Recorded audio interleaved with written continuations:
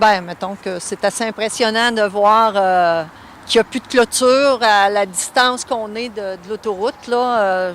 Moi, je pensais vraiment que la clôture se continuait jusqu'au terrain du Triolet. Là.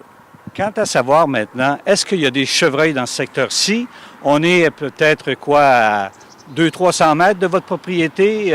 Envoyez-vous régulièrement des chevreuils? De façon régulière. Autant l'été que l'hiver, on les voit 12 mois par année.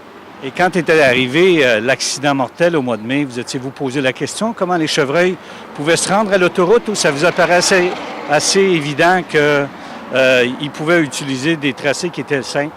Bien, pour moi, ça me semblait évident. C'est boisé tout le tour. Donc, puis en utilisant l'autoroute de façon régulière moi-même, c'est sûr que je les vois, les chevreuils. Je ne m'étais pas posé la question à savoir où est-ce qu'il y avait des entrées. On est dans un quartier qui est de plus en plus urbain. C'est un transit à cause de l'autoroute.